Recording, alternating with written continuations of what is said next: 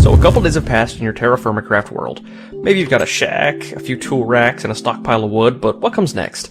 Just like vanilla Minecraft, you need to focus on getting metal, but that's a little different in TFC. Since you can't build a pickaxe yet, you get your starting metals right up off the ground. There's different types of rocks and metals, and they may or may not be based on the biome you're in, based on the version of TerraFirmaCraft that you're playing. But for the foreseeable future, here's a few basic rules. Each rock you harvest has a chance of being a metal nugget. Metal nuggets tend to be more concentrated in some areas than others, and metal nuggets are indicative of a nearby underground ore vein. You need quite a few nugs to make your first ingot. About a day of dedicated rock harvesting will likely yield you enough metal for your first pickaxe. So you've got all these metal nuggets, what now? My god, what a great freaking question, I'm glad you asked. First, determine if you have any clay. If you don't, go get some. It looks like this. If you do, craft a few molds by arranging the clay into the boat recipe. Once your clay boats are ready, toss them into the campfire until they've hardened into a ceramic mold. Now we're ready for the metal. A ceramic mold is what contains the liquid metal after heating it so it doesn't drip into the campfire. Liquefying metal is a huge aspect of TerraFirmaCraft, so start getting used to it now.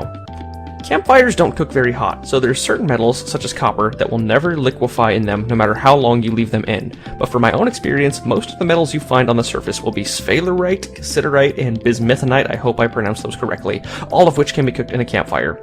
Once a metal is in liquid form, it can only be transferred via molds. It's possible to combine two molds by heating one up in the campfire until it's liquid, leaving it on the bottom of the campfire and placing another up top to liquefy. Once it does, the liquid metal will be transferred into the bottom mold and the top mold will remain intact. After the bar on your metal tray fills up, you have enough metal for one ingot, so it's time to grab your stone hammer, which is made like this, and use it on an open piece of raw igneous stone.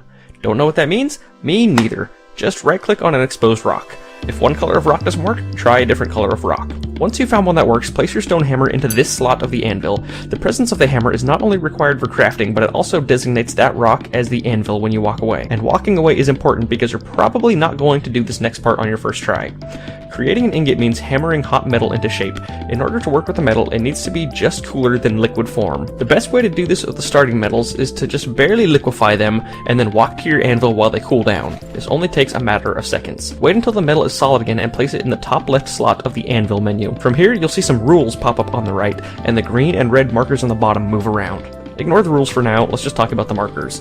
The goal in smithing is to align these markers with one another. One of the markers is always motionless and the other moves left and right as you press these buttons on the interface.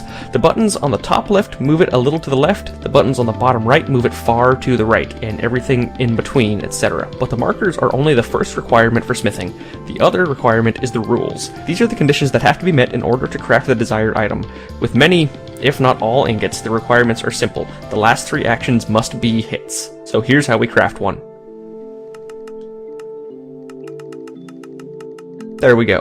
Now, did that seem confusing? It definitely is. So let's recap. Smithing an ingot requires an anvil equipped with a hammer, a full tray of hot metal, aligning the two markers, and meeting the rules.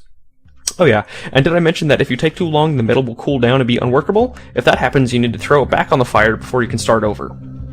You can't do anything with an ingot except more crafting, but we've filled our brain enough for one video. If you've got your ingot and you're ready to get to the real smithing, check out the next video, your first pickaxe.